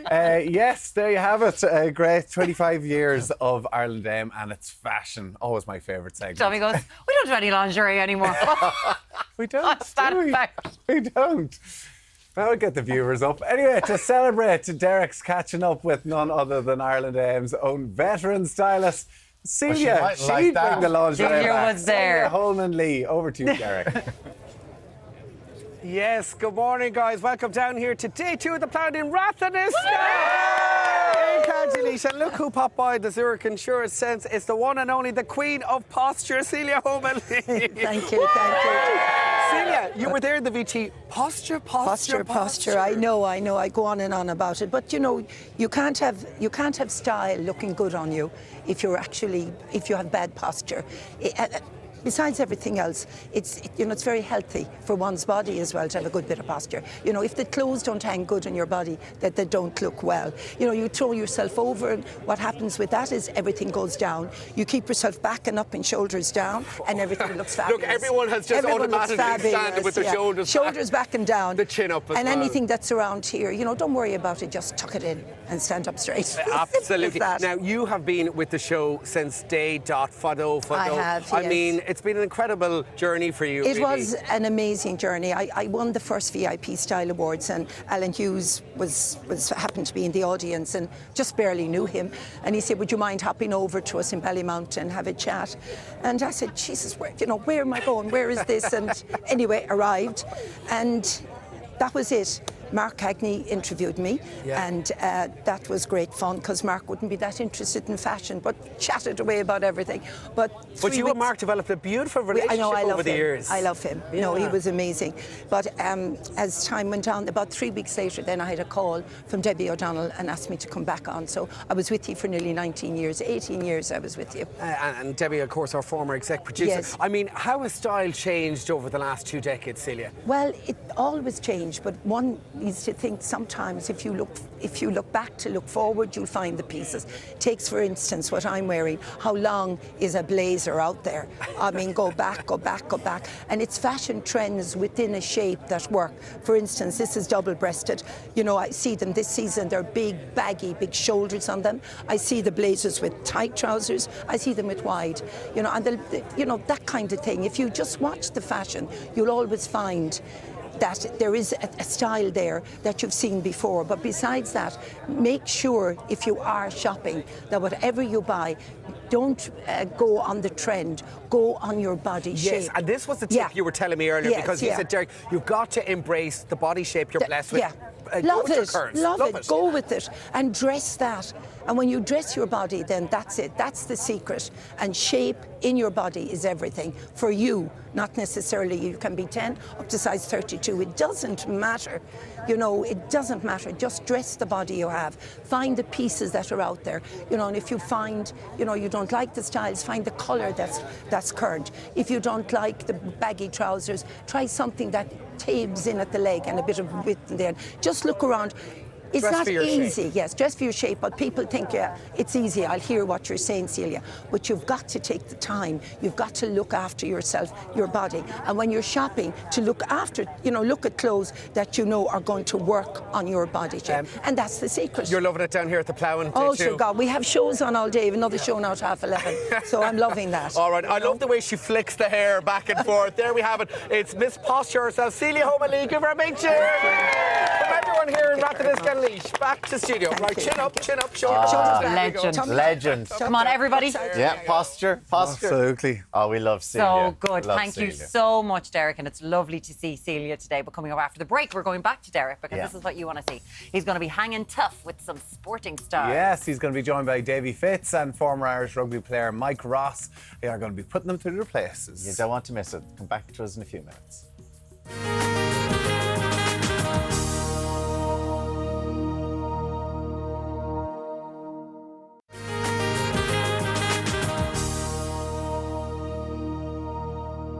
Welcome back now. Deric's been at the Ploughing Championships all morning. And with him now is two of the finest men in Irish sport. Mike Ross, love that. Deric, it's over to you. Two of the finest men is right, lads. Welcome down here to day 2 of the Ploughing Ratheniska. We have a massive crowd down here. The sun is shining. We've landed down here at the Zurich Insurance Tent, the Row 12, Block 2, 196. Davy Fitz and Mike Ross are with us. Good morning to you, gentlemen. Morning. Morning, Deric. Davy, you brought the sunshine from Clare. I did. Big change from last year, but you know what? As you know, the weather has been unreal these few days, and just to get out and enjoy it is important. I don't know if we've long left with this time of weather. Till Sunday. Yeah. Well, let's enjoy it. And it's great to see the crowds. Absolutely. And speaking of crowds, Mike, it's a great day for family to come down here and enjoy it, isn't it? Yeah, I've heard it called the electric picnic of farming, and that's not too far off. You know, I've been going to them for years. You know, it's been a while since I've been to one, but it's exactly pretty much how I remember it. Let's get into farming life, Davy. We were talking about it earlier on because you were from a farming background yourself with your uncle. Yeah, I suppose from about the age of maybe 4 or 5, he was collecting me of a Friday. So we did get up around 5:30, 6, milk the cows on Saturday morning, deliver bottled milk in Limerick during the morning, back out, clean the sheds, do whatever. I suppose that went on for maybe 10 or 12 years of that way, so it did, and I actually loved it, and I'm back at it again. He got sick a few years ago, so I'm back doing it again. Yeah, and of course your wife involved in the farm. You have a little spot there in Bruff, my home turf in Limerick. Yeah. So we, my uncle was married to Deborah. And they have a farm there in Bruff, so there's a bit of Limerick, and my mother's Limerick as well. Limerick as well. So we all have our troubles, boy, I tell you. We all have our crosses to bear. Yeah. And of course, Mike, you're involved in the dairy industry down in Cork. Yeah, I grew up in a dairy farm, so my folks still have it, and they run it in partnership with my brother. So yeah, I grew up milking cows, carrying buckets of feed, usual thing. And you've still got the farm down there in Mallow? Yeah, Mallow, yeah, Ballyhooly to be precise. Yeah, that's yeah, they're still working it. I mean, you're in the heart of the Golden Vale. It's great agricultural land down there, isn't it? Yeah, it's not bad. Yeah, oh, no, it's not bad. It's great land down there. Yeah. Now, you're an ambassador with Rugby Players Ireland and also the Tackle Your Feelings programme. Tell us about that, Mike. Yeah, look, it's just a bit of, it's a programme that was introduced by Rugby Players Ireland to help people deal with mental health issues, because I think the idea was if a big, strong rugby player can talk about their feelings, and why can't you, you know? So they've rolled out to schools. They're kind of targeting the farming community now, because, you know, being a farmer can be tremendously isolating and tough. You know, a lot of lads work on farms on their own, and ladies, so it can be difficult at times, because, you know, if you're a dairy farm, it never stops. You know, it never stops. You always have something to do, so it can be quite difficult to get out, meet people, and expand your horizons. Yeah, so Mike, how important is it for, I suppose, farmers and people in rural communities to reach out and access those services? Very important, you know, because if you're stuck on the farm all day and you're talking to no one but yourself, you know, that can be tremendously hard to deal with. And you see a lot of farms, you know, being under pressure. The weather this year has been pretty bad. A wet spring, that puts pressures on farming incomes, and that leads to a lot of stresses. And if you don't have, like, the creamery's gone pretty much, right? So I remember being a young fella going down to the creamery, and my dad would be catching up with other lads around the place, but that kind of social circle's gone, so you have to try and find different places, maybe whether it's the Marsh or, you know, lots of people go down to the pub, but it can be difficult to get off the farm. And I suppose you're speaking first-hand from it yourself, because your brother Andrew unfortunately lost his life back in 1997. Yeah, that's correct. Yeah, no, like he was quite young. He was like 16 at the time. So, but yeah, there has been an epidemic of, you know, suicide and that kind of thing among farming families, because, you know, a lot of different stress factors, as I mentioned earlier, and a lot of that type of thing could be out of your own control. You know, you can't control what the weather's going to do, you can't control what the prices are going to do, and that can be very stressful. Davy, we'll move on to the highs and lows of your career, because you've had plenty of them with Clare GAA.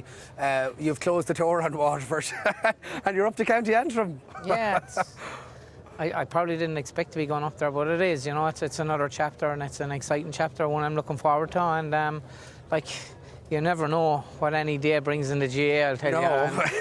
It was a great year for Clare this year, so delighted for my own county. Yeah. And we were down in Fecal for the Up for the Match special we did, and I mean, the whole community, there was about 300 of them, came out to see us, and it was amazing, the atmosphere, and I suppose all of Clare was lit up for the final, weren't they? The one thing Clare can do is celebrate, there's no fear of that, and they did that, but I know a lot of them lads, and they're great lads, and they deserved it, so they'll be going back next year, trying to do back-to-back, so try and take care of you lads if we can. Absolutely, and I mean, Cork had a good run as well this year, didn't they, Mike? Yeah, I was watching the final and they just about lost out, you know. Of course, we would have been insufferable if we had won it, so there is that.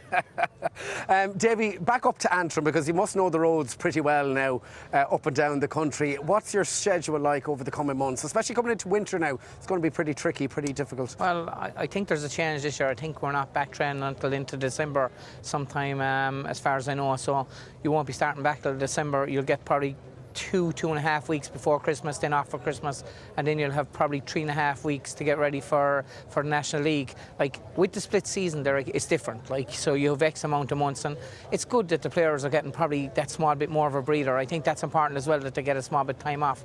And but I'm looking. I've been going up. You're going up twice a week, is it? It'll be twice or three times, right? Yeah. But I'm going up and down there probably every summer for the last 20-25 years, and love it up there. And it's about time I helped out. Like, yeah. You know, it's about time you did something useful. Yeah. Mike, of course, with the URC, the clash against Edinburgh, how's it looking now, shaping up for Leinster? I think pretty good. I mean, I was watching some of the pre-season games, you know, where you get to see a lot of the next generation of players coming along, so to speak. And you know, they lost against Bordeaux, who will be a bit further along in their preparations, but they did a good win then against Northampton. So, you're not going to see most internationals for the first couple of weeks, but it's a good shop window for the younger lads coming through to put their own marker down and show what they can do and push for places. And in terms of the national team, of course, we have Simon Easterby. He was just appointed interim manager now for the upcoming season for the Six Nations, and of course the summer tour as well. How is he going to shape up with that? I think well. I mean, like Simon's been around that environment for a long time, so a good pair of hands to put the team into while Andy Farrell's off with the Lions. You know, so I'd like them. I have no fear that he'll keep the momentum going and hopefully have another good Six Nations and awesome series. All right, so all to play for. Anyway, before we let you go, lads, we couldn't leave you without a bit of a challenge. Are you up for a challenge? Are you up for a challenge? I had Dennis Leamy doing a finger wrestling challenge in Tip about 3 weeks ago. He's big fingers, that fella. Like. He does. He has massive fingers. Let's get it. We're going to do the hang tough, right? All right, we got the crowd behind us here this morning. Okay, so Mike, here you go. Deric, here you go. A bit less ballast than I have. Now, you know? have you seen the size of his arms? The rugby player versus the weatherman. All right, here we go now. Are we ready to get going? Yeah. Okay, I say go throw your legs over the About 100 kgs. He's like a big bull. Yeah, he's going to be good. 3, 2, 1, here we go. Okay. Right, Mike. Now the weatherman, hang on there. You better hang on. I'll hang on all day. He should be here for 3 minutes, Mike. No fear of you there, Mike. Here we go now. Feeling, all right? Have we got the box on? Have we got the box on? The ballast. You're good. You're good. Oh, You're yeah, good. we're all good. Look. Come on. Your man's showing off like usual. And he thinks that. Don't be doing that now, baby bits. Come on, stay with it now. Stay with We're it. taking on Cork now in the All-Ireland. Don't let him away with it. Stay with it now. Stay with it. Come on. CrossFit challenge. Stay up there now, bud. Stay up there. Come on, let's get a bit of support here. Come on, get behind him there. Good stuff. And Deric, keep it going. Mike, stay there. He's going. We're holding on. Mike, stay there. Mike. Don't come down, Mike. Oh, man. Okay, come down there, you show off. Move on to the scrummaging section. All right, come on, Mike. Yeah. All right, could be a sign for the All-Ireland next year. Anyway, from Mike and Jamie, from me and all the gang here in Ratheniska in County Laois. Back to you guys in Dublin. Good man. Woo. Fair play. Deric. That's not fair. A big prop forward having to do that up against Deric. Tell you what. Well done to It's all Davey about your and Mike proportions, Ross. isn't it? I suppose when he's very heavy. He's holding a lot there, big Ross. You know, he carried Ireland's scrum for years, so well done. Well done. Very much.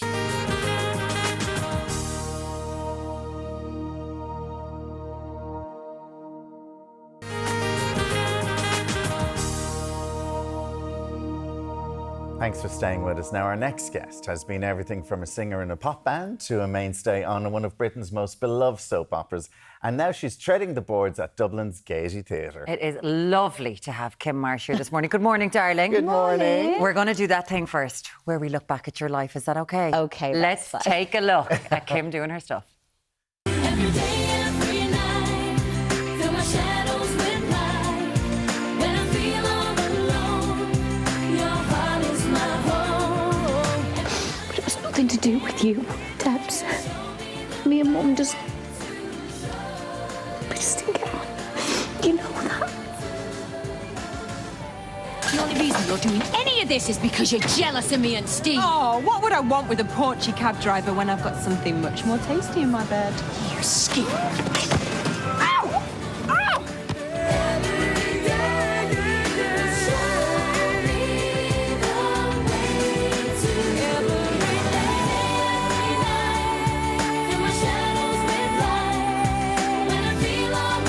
I was about to get up and start dancing. Well, we were. Well, we just saw you in rollers there with Tracy and Carrie, and what did you say? I said I don't know why I was in rollers for that scene because my hair was always poker straight. And your character, Michelle, she'd never be in rollers. No, it was just for the pure fun of the visualise of it. Good morning, Good Kym Marsh. morning. How are you? And thank you for coming in, because you opened last night in the Gaiety. We did, and you know what? What an audience we had. It's probably the best audience we've had so far on this tour. Oh, that's It was fab. exceptional. Oh, she's Really giving us was. what we want. We love a good bit of praise, don't we, first thing in the morning?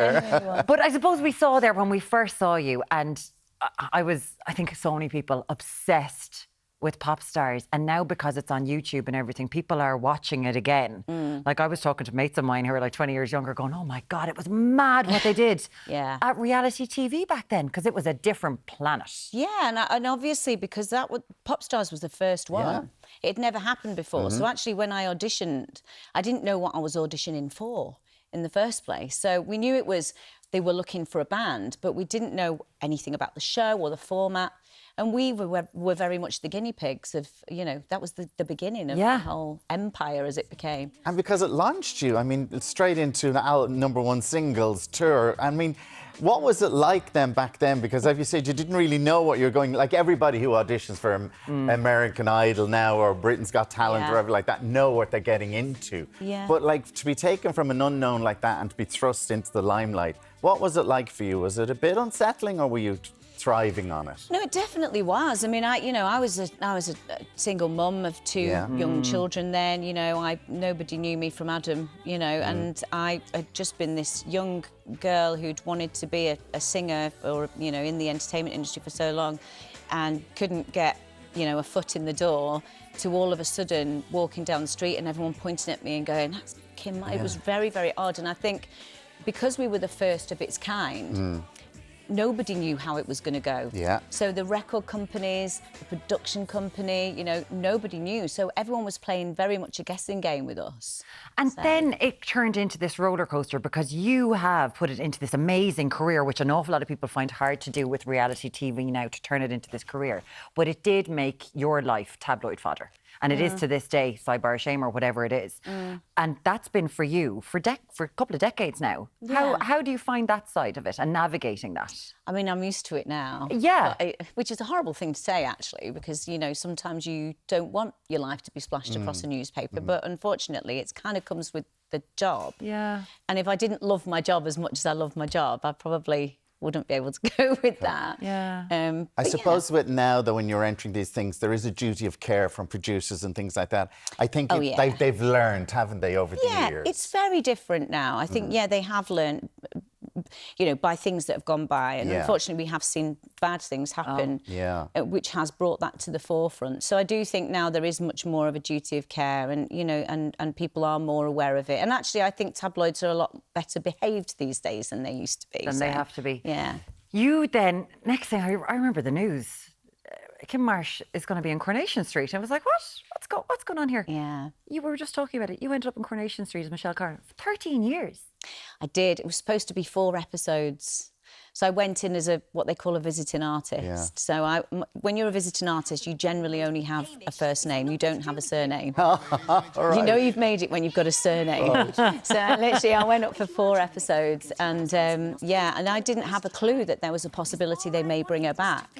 And then literally the episodes went out with me in them, and very shortly afterwards they rang and said, "We'd like to invite you back as a main character, and we're going to build a family." And that was the Connors were born. So. And it was a mainstay for years, like the Connors. They really were. Yeah, they were fantastic. There's not many left now. No. And you've got, like throughout the years, the storylines you got. So sometimes you must have been, like some were very hard, but you came to the top of it like that when you won television awards for your performances. But I mean, when you get the scripts, are you like going, "Oh my God, it's another really tough storyline"? Or as an actress, are you going, "Oh, I'm loving this"? Yeah, you do. You want those storylines. Yeah. You want to, you know, sometimes you look at them and go, "Oh, this is me never seeing my home ever again." Because you know it's going to take so long.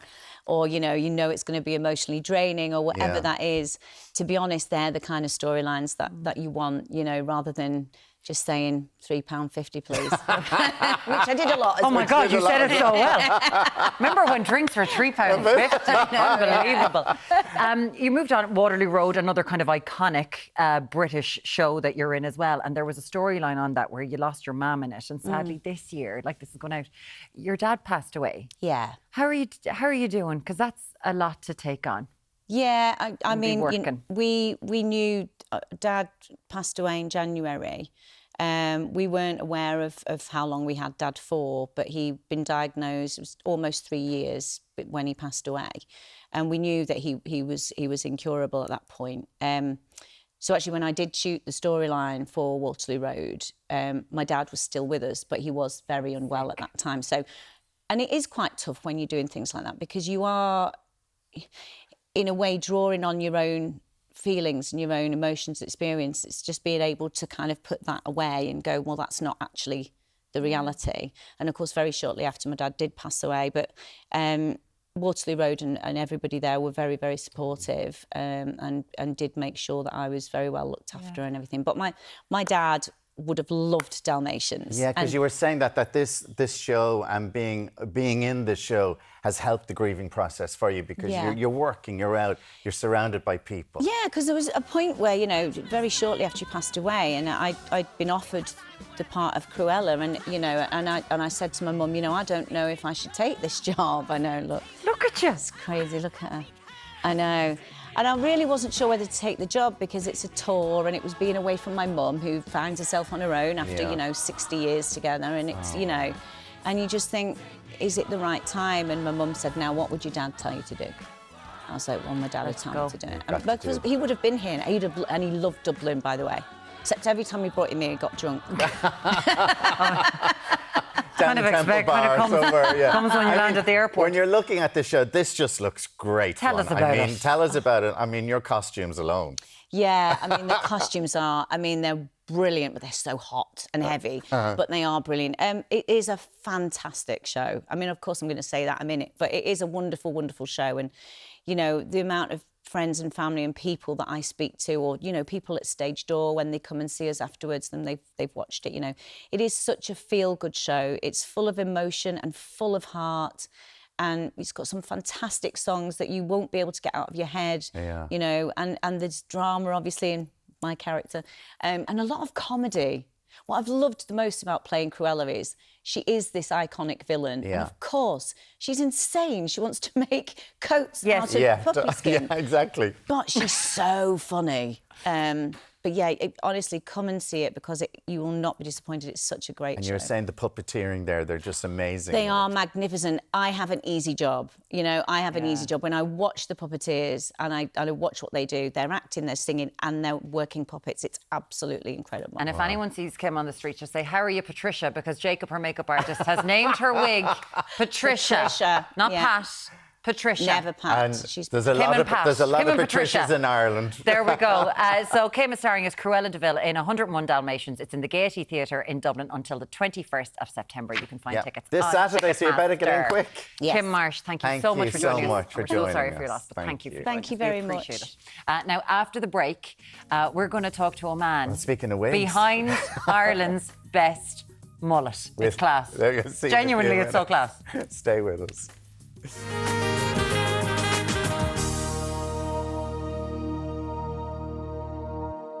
I want my mullet back. Welcome back, love it. Our next guest's got a hairstyle that would put the likes of Billy Ray Cyrus, George Michael and Shane Byrne to shame. Shane Byrne, yeah. He's hoping to win big at the upcoming Swiss Mullet Cup. Yes, there is one. And it's Trevor Hyland. Good morning to you, Trevor. Good morning. How are you? Thank you for having me on. So tell us about this Swiss Mullet Cup. What is it? Yeah, it's crazy. I mean, I only found out about it in May. And basically, it's the best mullet in Switzerland, and whoever has it, whoever gets it, because you're living in Switzerland. I'm living in Switzerland. That's how this has come about. It is, yeah. So I just ran a half marathon in May, and I just finished it, and this Swiss man ran up to me, and he was speaking French to me. I couldn't understand a word he was saying, and basically he was pointing at my hair, and eventually his girlfriend ran over, realised I couldn't speak French, and she explained the whole competition. I thought they were joking. He showed me the beer bottle, he showed me the whole thing, and I was like, oh my God, I'll give it a go. So you have been given the title, the Fresh Prince of Belmullet. I have indeed. Even though you're from Shrule. Even though I'm from Shrule, But it's a hell of a name. It's a hell of a name, yeah. So how did that come about? It was Lad Bible that put it up last week, and up to that stage, you know, that's when it really went viral, and someone commented, yeah, the Fresh Prince of Belmullet, and it's just stuck. But your old man, your dad's not too impressed. He's not too impressed, no. He wants to make it clear I am from Shrule Glencorb. Okay, sticking local. But so how long have you been living over in Switzerland, and do you see a lot of people with mullets over there? Just over a year, yeah, and it is kind of a thing over there. It is, it's a fashion trend. I suppose the mullets have kind of come back in the last while, but particularly in Switzerland, Have they? Look at your hair. Like, is there a lot of maintenance in this? There is, yeah. To get that, there's a lot of maintenance. Like what? Honestly, Like what? I can't a hairspray to begin with, anyways. Well, would you like to get it like this? Because I suppose it's spiky at the top. You've got it at the front, and then you must be you'd be a great advertiser for Pantene Pro V or. Yeah, maybe that's the next step. So what do you have to do then to try and win this competition? Is there much competition over there? Yeah, I mean, there's over 100 applicants in it, so it is a big event over in Switzerland. The reason I signed up was you get a year's supply of beer because it was a mullet iced tea, and that was enough for me to sign up. But they're also kind of looking for like an ambassador, like a face to the beer. And also then there's the European Championship, the European Mullet Championship. Oh, there's a European There is indeed, and that's in France next year. So if you win this one, you can go to the European. Basically, yeah, if you win regionals, then yeah, I'm ready for. Do you have a girlfriend or a boyfriend? No, I'm single. I'm a single Pringle at the moment. Do you think that's anything to do with the mullet? It might be. I mean, it's part of the package, the mullet, I'm afraid. Well, I'm sure there's lots of people who'd love a mullet. Well, and the moustache as well. Is that just part of the look? It's part of the look, yeah. It's part of the look, yeah. Because we were looking at some pictures of people who had mullets, and you were mentioning some of them, like George. I can't remember George Clooney's mullet. George Clooney had a mullet for a film? as well, yeah. I don't know if we got some of them coming up there. There you go. Look at that, George. Is that a mullet? Yeah. Okay. And you have obviously Billy Ray Cyrus. I remember there's a picture of Brad Pitt. So, like, that was back in the day. So you think the mullets are actually coming back again? Definitely, it's coming back. I think it's 100% coming back. And it's not just, so it's over in Mayo, or is it all over Ireland? I think it's all over, yeah. I think it's just starting to become a thing What again. made you decide to grow it? Well, I was told that I might look good in a mullet, so I just kind of, I was just growing it, like I said, for the fun in January, February, and then I found out about the competition, and then I was like, right, I'm going to commit to it. What do your work mates in your pharmaceutical, because it's quite serious, isn't it? Yeah, it is, yeah, and like, I mean, obviously I can't come in with hairspray every day, because I go on fire from the Bunsen burner, like.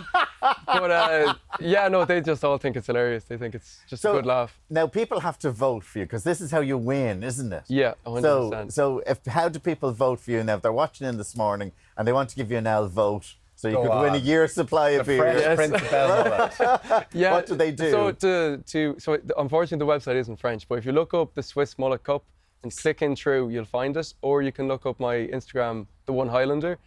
Basically, the thing people get confused on is you have to click me and 4 other people. So you have to click your top 5 mullets. All right. Throw in your email and that's it then. Okay, well, so make sure if you are online today, go check out the Swiss Mullet Cup, or else go online to the One Highlander. Come on, let's get Trevor a year's supply of beer and get him to the European Championships. The Fresh Prince of Bell mullet or shrew, close enough. Thanks so much for joining us. Thanks so much for that, Trevor. Such a sight to behold. It's really. I love it. I'm actually jealous. Love it. Now, that's all we have for today. Coming up on tomorrow's show, we keep the 25th birthday celebrations going as we catch up with even more viewers who have been impacted by Ireland AM. Yeah, Liz O'Kane gives us some top tips on how to buy a house. And award-winning illustrator Chris Houghton shows us how he brings his artwork to life. We'll see you right here tomorrow morning from 7 a.m. Have a great day. Bye. Bye-bye.